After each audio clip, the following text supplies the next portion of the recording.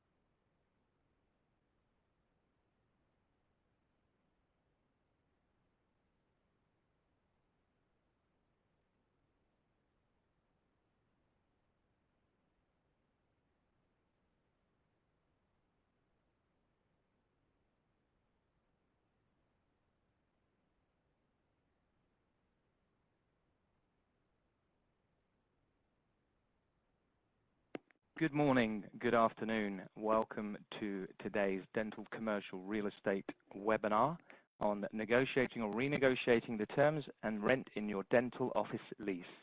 My name is Lee Tesler. I'm one of the senior consultants at Cirrus. And today we're going to learn all about commercial real estate and the business side of dentistry and how important the dental office lease is to your business. So I think it's important to find out a little bit more about yourselves, doctors, to see what stage you are at your career. You will see a poll going across the screen right now. If you could just fill in, tell me a little bit about where you are in your practice, whether you're starting a practice, adding a new location, renewing your lease, or you're looking to sell or transition out of your practice.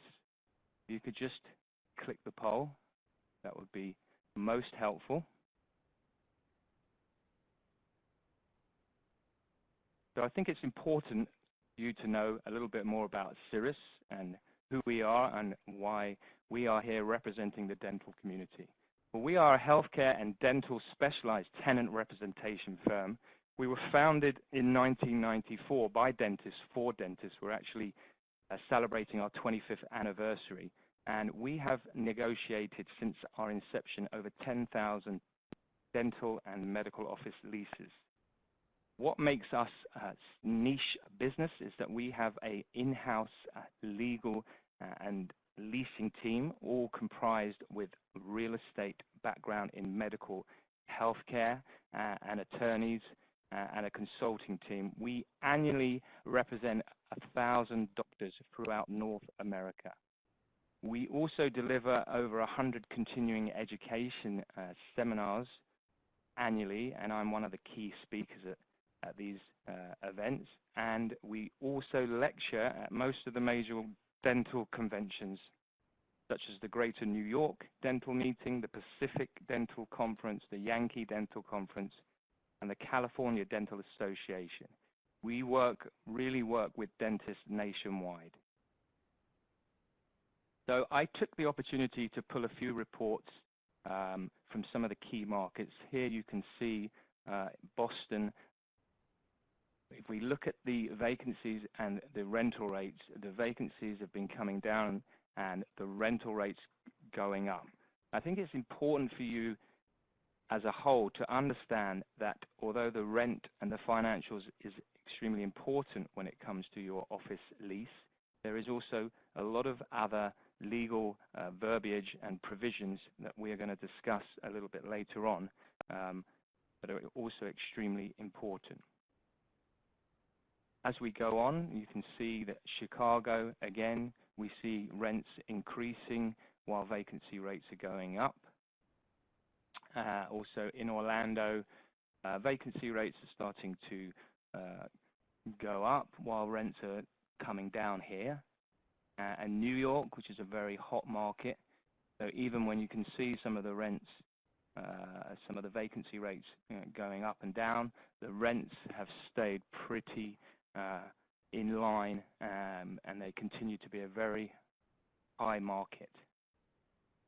In Toronto, again, rents continue to go up as vacancy rates go down, as real estate becomes a premium where people are looking for more space. And San Francisco, again, vacancy since 2016, and the rental rates pretty much in line with the vacancy rates. So the purpose of today's webinar, the importance of the office lease agreements. So we really want to have a deeper dive into some of the legalized and verbiage.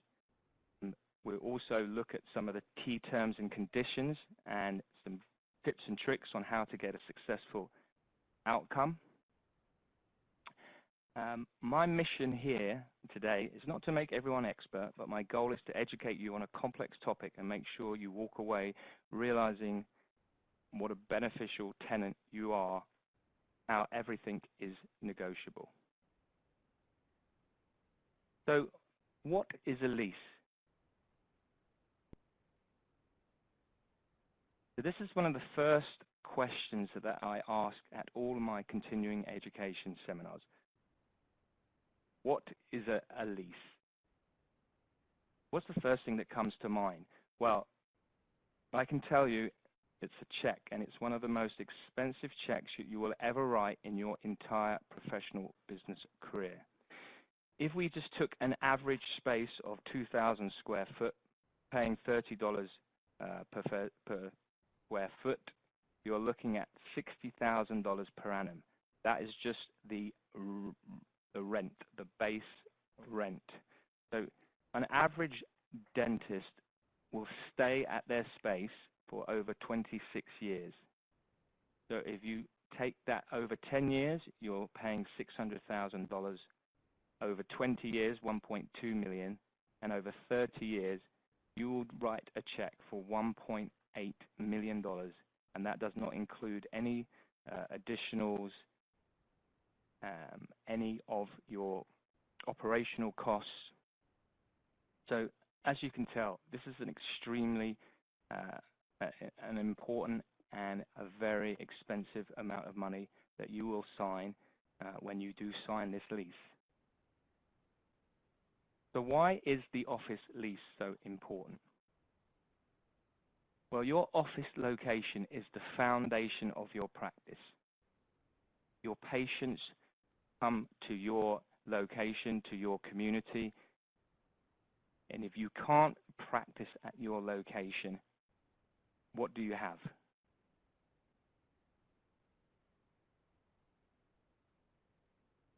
It's also extremely expensive to enter into the business of dentistry. Most doctors who buy a practice, you could be looking at anywhere between $150 to $200 per square foot just to build out the practice, not including any of the equipment. So you can imagine the expense that goes into your practice. And it's very difficult and expensive and time-consuming to move. You are not an average tenant. You are not a nail salon. You're not a restaurant. You're not an office that can just simply pick up tools and move over the weekend. And also the lease is extremely important when it comes to the practice sale. If the lease is not structured correctly, then there can be extreme difficulties when it comes to selling your practice. So what should the office lease do for you? It should provide fair and affordable terms. So what do I mean by that? So many of you have what's called a triple net lease, where you're paying a base rent and you're also paying your CAM costs, common area and maintenance costs, additionals. So we need to make sure that you're not overpaying on your CAM costs, and then we need to take into account if you've had any tenant allowance improvement baked into the rental rates. There's no such thing as free money when it comes to landlords. We also want to have long-term stability and security. So what do I mean by this? Many of the leases and many of the negotiations that we're involved in at Cirrus, we like to implement a 10-year term with at least 2 5-year options. This gives you long-term predictability, also gives the landlord predictability, because like I said, when you have put that amount of money into your practice, whether you've acquired the practice or you've built out the practice, you want to make sure that you have a long-term lease and a long-term commitment so that you can't and not in a position, a vulnerable position where you could be forced to move or relocate if your lease is not structured correctly. We also want to minimize risk and exposure. So what do I mean by this? Many of you who have taken out a lease or bought a new practice may have a personal guarantee on the lease. So if you're just starting out and you do not have too many assets, too much capital, because you've got into come out of dental school and you've taken on quite a lot of risk and a lot of debt, then this is quite understandable for the landlord to want a personal guarantee. But many leases that I read, many doctors that I speak to who had a personal guarantee maybe 10, 20 years ago, have still got the personal guarantee in their lease. So we want to remove the personal guarantee, or at least limit some of the exposure, especially when you've been paying rent for a long period of time and you've proved to be a good tenant. We also want to maximize your flexibility. We talk about a right of first refusal. We also like to add what's called a death and disability clause, so that in the event, God forbid, something was to happen, whether you were to pass away or you were unable to practice wet finger dentistry because of an injury or an illness, a sickness, that your estate shouldn't be liable for the remaining term of the lease.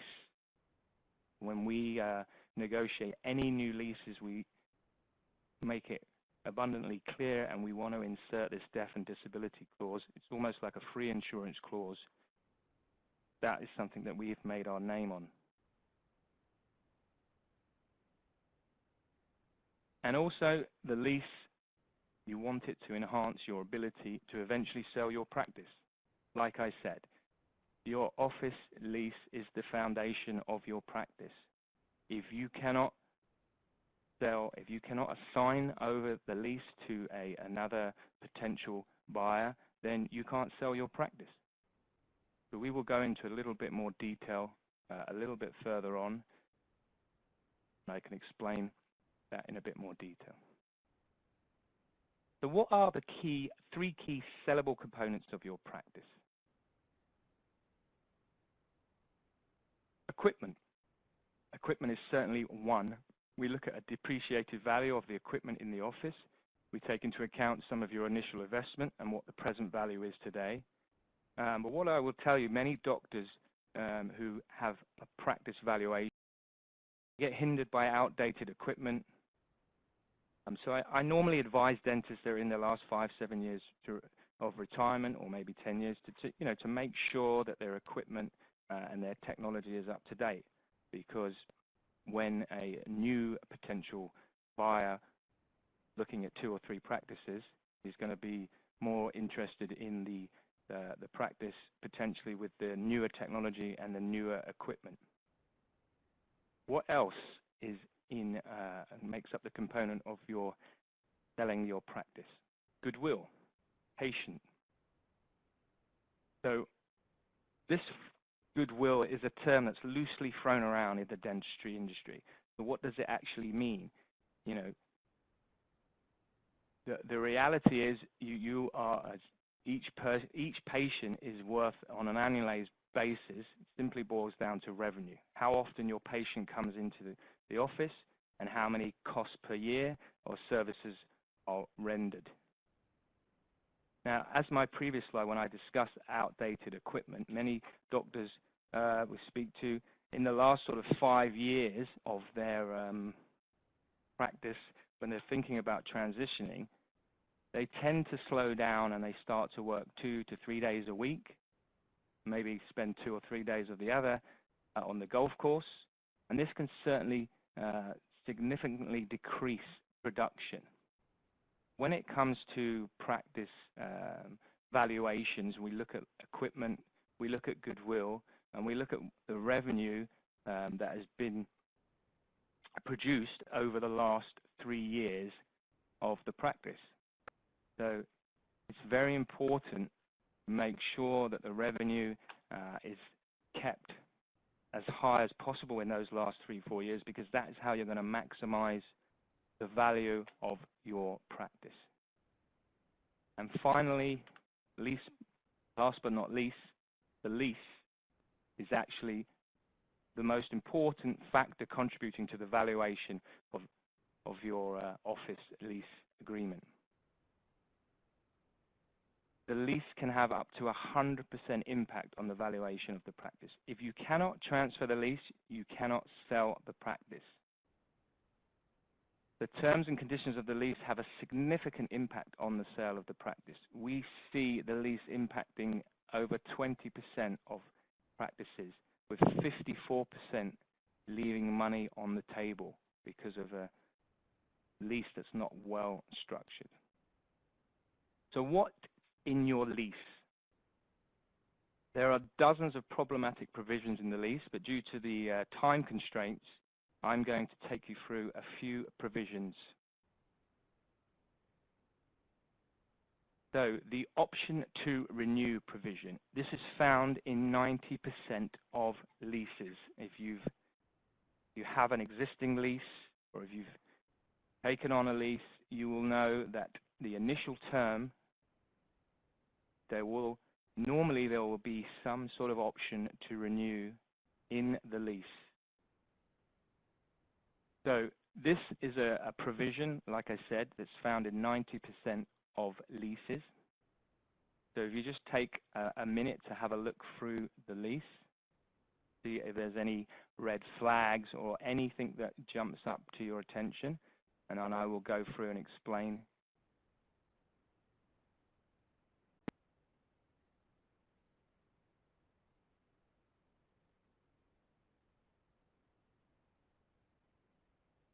Okay, so if you've had a look, let's have a look at some of the provisions and some of the red flags that we see on a daily basis. So the first line and the first thing that we are drawn to our attention, it says, provided that Dr. Joe Black shall remain as the tenant.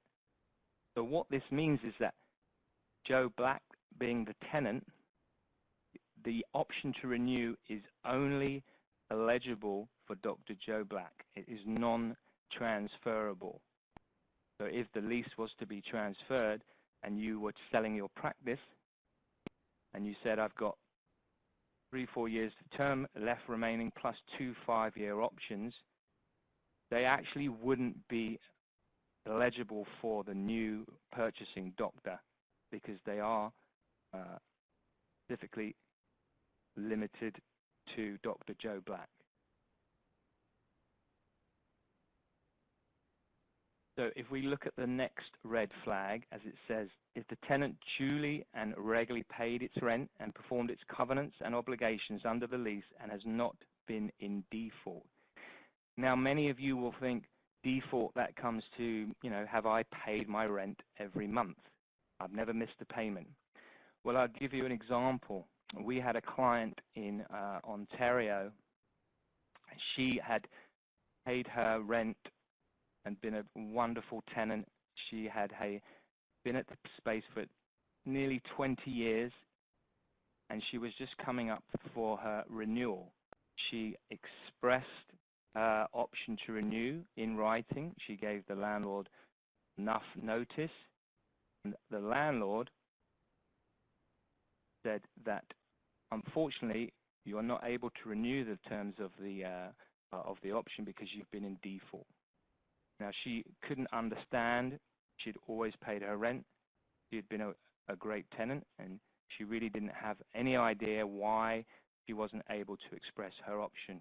When we were retained by this doctor and we dug a little bit deeper, what we found out that the doctor was in default of her lease purely because of her business hours, because she was open Monday to Thursday and she wasn't open on a Friday, and the landlord had found her in default of her lease. Now you're probably wondering, well, why are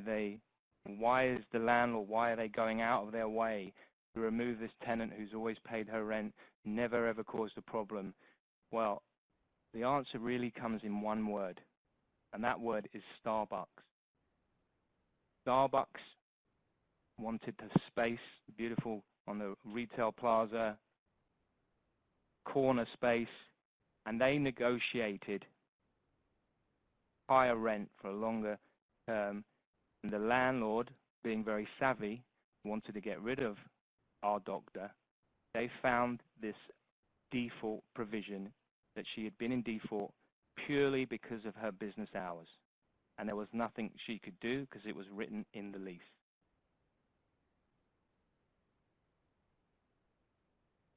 So if we look at the next red flag, it says any such renewal shall be on the landlord's then current standard form lease.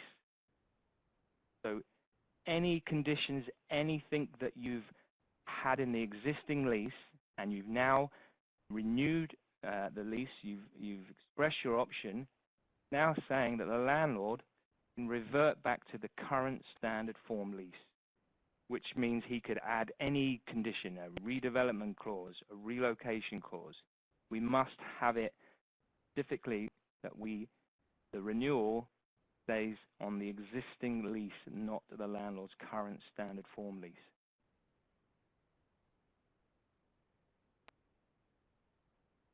What else do we see in this one paragraph? It says, in no event shall it be less than the rent paid in the last year of the original term.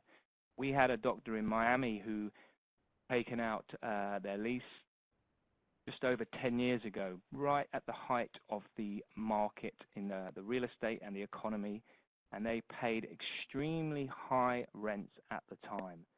As we know, in 2008, when we had a recession, a global recession, that the rents were extremely high. So basically what it's saying here is it doesn't matter what the market conditions are, what market rates are at the time of renewal. It says in no event shall the rent be less than it was in the last year of the original term. So again, this is a red flag. And then finally, as you can see here, if the rent is determined by arbitration and you can't agree fair market value, it can be based on market rent for renewing tenants in the building. So we have no idea if a Starbucks have negotiated, for example, in your space, and they're paying extremely higher rents for the space that they're in. There could be somebody else that has tenant allowance improvements in their rent. We do not want it to be based on market rents for renewing tenants in the building, because we shouldn't necessarily be paying what Starbucks or someone else is paying when we don't know what's actually in their financials and what's included. So as you can see, this is just one provision, and in that one provision we have found 5 red flags. Just one provision, and you can see that any of these Any of these statements that are in the lease can cause extreme amount of stress, and eventually, or could force you to actually relocate your practice, move your practice. So we want to make sure that these are extremely tight and structured correctly, dental specific.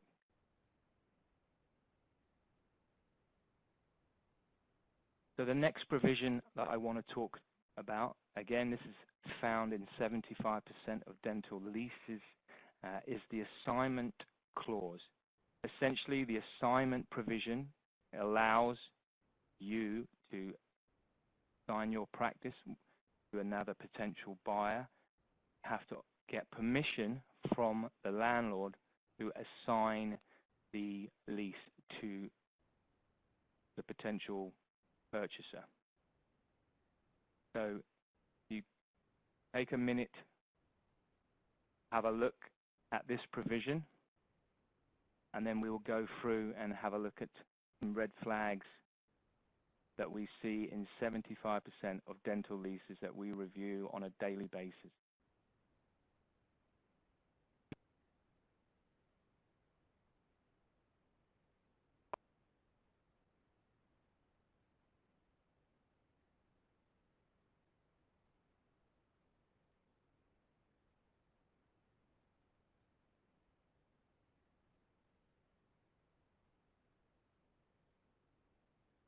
Okay, so now you've had extreme fun reading the assignment clause.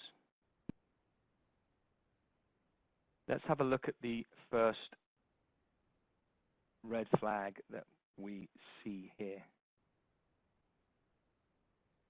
So the first problem, as we see, is the landlord has to have consent. You have to have consent from the landlord to assign the lease to another buyer. And it says also that it could be reasonable request. I mean, what is reasonable or what is unreasonable consent?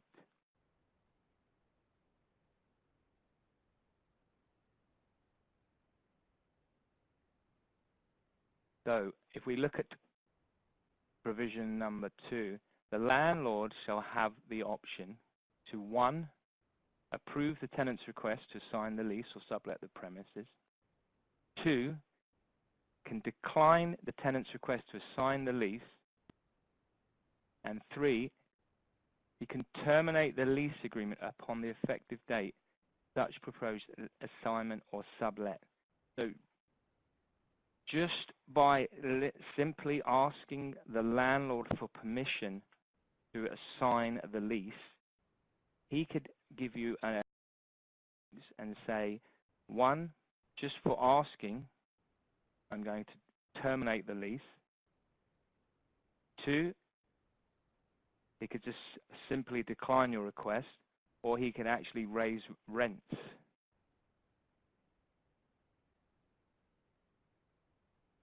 So if you see, as we continue down, the landlord has the right to revise the minimum rent to be paid during the remainder of the term and be greater of the current market rent for the leased premises of 15% than the greater current rent. You have just agreed the sale of your practice. You have a buyer and you are literally just dotting the I's and crossing the T's. And the last thing that you need, and you realize, is I need to get the lease assigned. I need the landlord's permission. When you approach the landlord, he knows that as a dentist, there is a lot of value and going to be changing hands when it comes to selling a practice. And he wants some piece of the pie because he knows that there's a lot of money at stake and a lot of money changing hands. And just by asking to assign the lease, as we look at this provision, he could raise the rates by 15%. So if you've agreed a deal with a a new young associate or a new buyer, and then suddenly he gets lumbered with a 15% rent increase, he may not be able to afford to purchase the practice. Or on another case, he's certainly going to reduce the offer by 15%.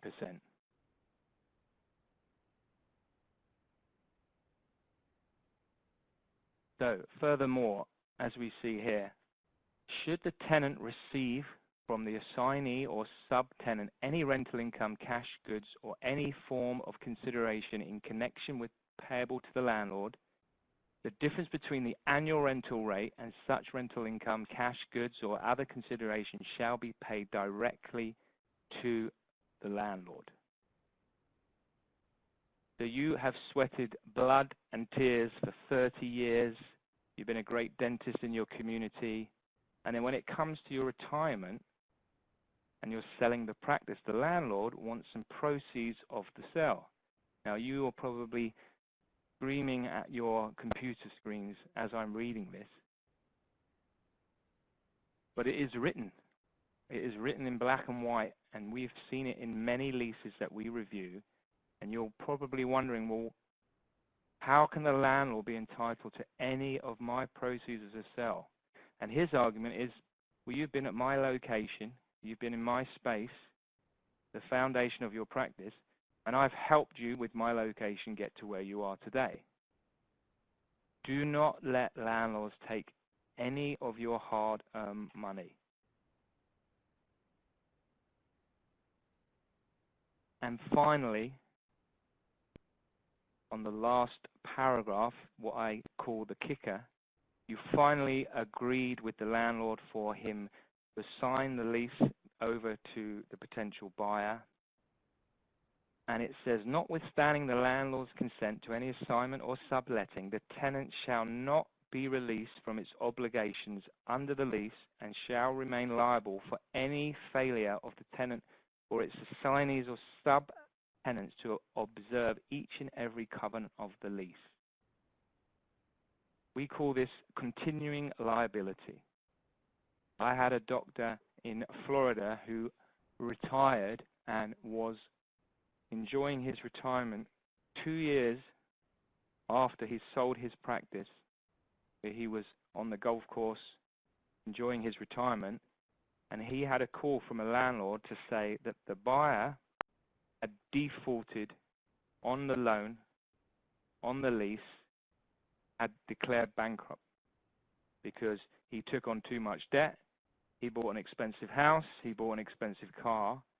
Now 2 years later, when the landlord's looking to find a way to reimburse himself with the rent, because of this one clause, one provision, he's now enabled to come to you 2 years after selling your practice. Now, do you want to be going back to work for the remaining 8 years of the term of the lease? I don't think you do. So again, these are just two provisions that we've gone through today. And as you can see in the assignment provision, there are 5 or 6 clauses that can cost anywhere between $250,000 to $500,000 if not structured, if not written dental specific, if not favorable for the tenant, not for the landlord. You are an extremely valuable tenant, and you should not be leaving any money on the table for the landlord. So, as I said, as I mentioned earlier, due to the interest of time, we were only able to go through 2 provisions in details, but as you can see, there are a number of other traps in the office lease. For example, a demolition clause, a relocation clause. You know, we see a lot of the demolition clause in gentrifying areas where the landlord wants to have the ability to demolish the building and in the interest, and a relocation. These are red flags, and this can cause a problem when getting finance, when selling your practice. So these are just some of the other traps. As I said earlier, the death and disability clause. This is something that we like to add in every new negotiation that we are involved in.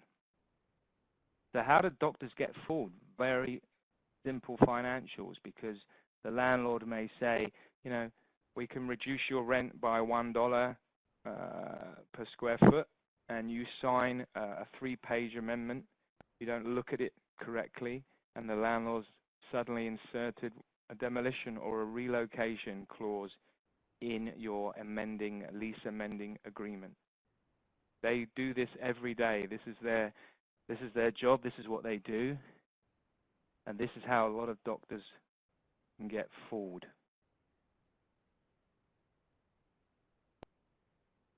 As you can see from our next slide, what's called the tenant lease cycle. This slide was actually pulled from a landlord conference. And this shows exactly the leverage that the landlord is looking to avoid, where we are telling all of our doctors that the ideal time to start negotiations is 24 months before expiration. Because as you know from what we've talked about earlier, if there is a problem, if there is an issue that may need to explore relocating, it takes at least 12 months to 18 months to relocate a practice. We want to give ourselves the best opportunity and give ourselves the best leverage when it comes to negotiation. You can see here that when there's 12 months to remain, start to see the landlord hoping, and will not probably tell you when your option, when the date that comes for you to express your option, you won't be reminded by the landlord. He is hoping that he can take this date down to as close as possible to the expiry date, because he knows that with 6 months to go, or no option, if you've missed your option deadline date, that really you aren't in a position to move. You need to practice. You haven't got the time to move. And then the leverage is all at the landlord. The landlord can put the rent up. The landlord can do a number of things. It is very important and critical for you to know all relevant dates when your lease is expiring, when your option deadline date normally could be 6 months to 9 months before expiry, and you have to give the landlord notice in writing, not verbally. If you pass him in the corridor and say, yeah, I'm happy to stay, no problem, has to be in writing. Please make sure you know exactly when these dates are. Really important that you start the negotiation period at least 24 months before the expiry date of your lease. So, out of Cirrus, how have we been so successful for the last 25 years negotiating thousands of leases all across North America, be successful in getting really, really good outcomes and good wins for dentists? So we have done this regularly. We know exactly what we're doing. So the first thing that we do is we want to gather all the documentation. We get a copy of your executed lease, any riders, any exhibits, any addendums, any amendments, and it has to make sure that it's signed and countersigned. Basically, we gather any information pertaining to the lease. It's amazing how many doctors we speak to don't have a hard copy or a soft copy, and they're not 100% sure where it is. And the first thing they say to me is, I'll speak to the landlord, I'll get a copy from the landlord. Already, you're behind the goal line. you're already reaching out to the landlord for documentation. Please make sure that you have a soft or a hard copy available, signed and countersigned. So what is the next stage of the Cirrus process? So what we do is we would identify your practice and career goals, how long you've been practicing for, whether you're planning expansions or you've been involved in multiple practices. We really want to get a good sense of where you are today and where you want to be in the future so that we can align the lease to this.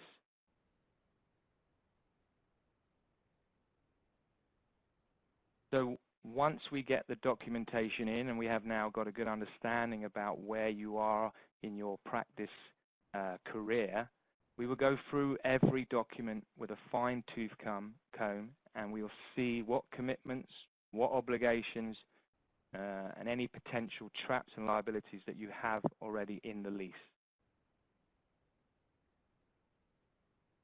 So we would prepare some market research, understand what your rent is compared to other tenants in your area. So over the last 25 years, we've worked with hundreds of dentists and landlords, and we've built up a significant database of rental rates. So we have a really good sense of the marketplace.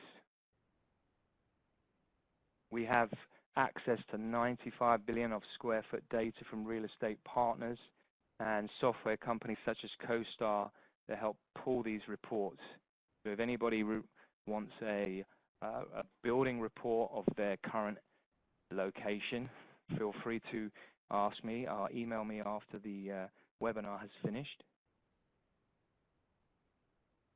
So we've now gathered all the documentation, we've identified your practice and career goals, we've reviewed the office lease risk, and we've prepared market research and intelligence. But what haven't we done at this stage? What haven't we done? We spent this time doing a lot of due diligence. We haven't reached out to the landlord. We've taken all these steps and we haven't even had initial contact with the landlord. Why? Because we've been very successful with this strategy. It is a choreographed game of chess. And we've been very successful with this strategy. So please don't pick up your phone or email your landlord after this webinar saying, you know, I need to amend my assignment clause, I want to lower my rental rates. There is a very significant way that we've been successful with our strategy over the period of time. So once we've developed an outcome and a strategy, then we will pick up the phone and we will start negotiating the financial economics. The value as a tenant, what you bring to the bottom line. Because that's what they really care about, your rent roll. So we would spend 15 to 20 hours back and forth negotiating the financials.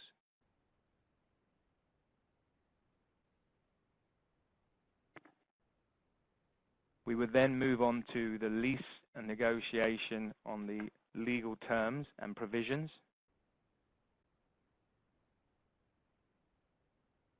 Very often we're dealing with their attorney and not necessarily the landlord or the property manager. We're going back and forth redlining to get the verbiage aligned with your career and what we're trying to achieve.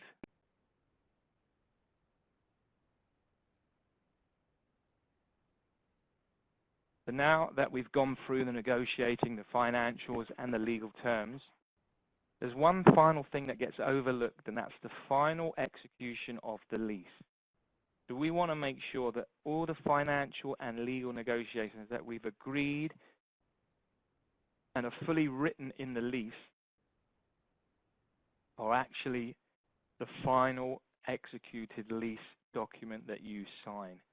I can't tell you how many times we've gone through a process, we've negotiated fair financial terms, we've got some really good wins when it comes to removing some of the clauses and the assignment language, personal guarantees, relocation,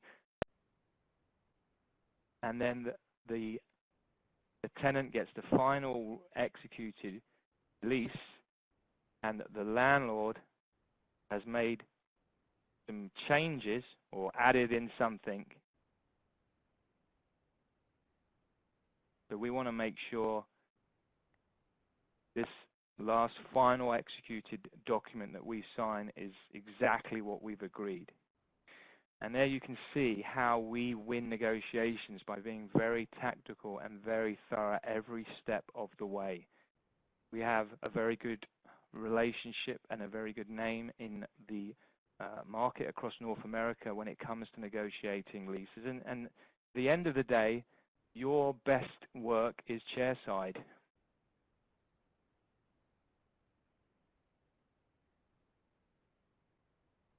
So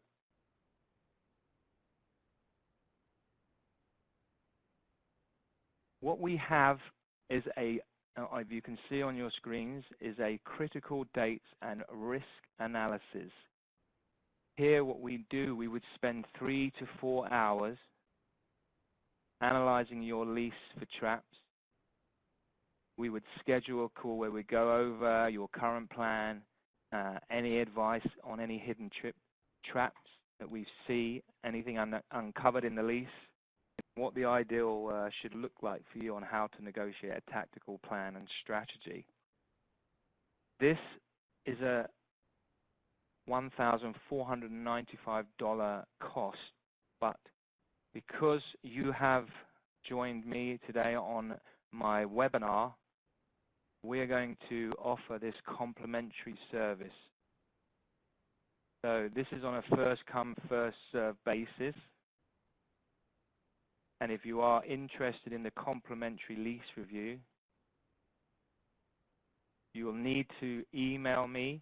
As you can see my email, ltesla@cirrusconsultinggroup.com, or you can telephone me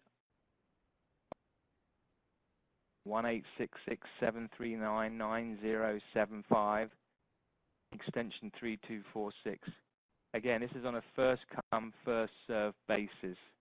So the first 10 people who show interest in this complimentary lease review, we will gather your documents, and like I said,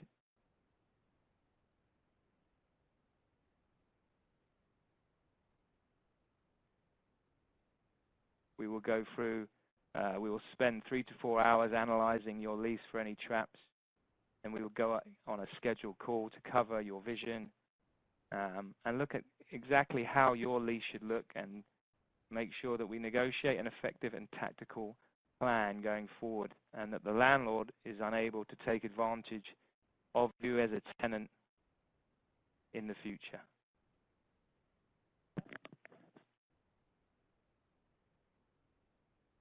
Thank you. That concludes today's webinar. I will be available on that telephone number as you see on your screens, via email.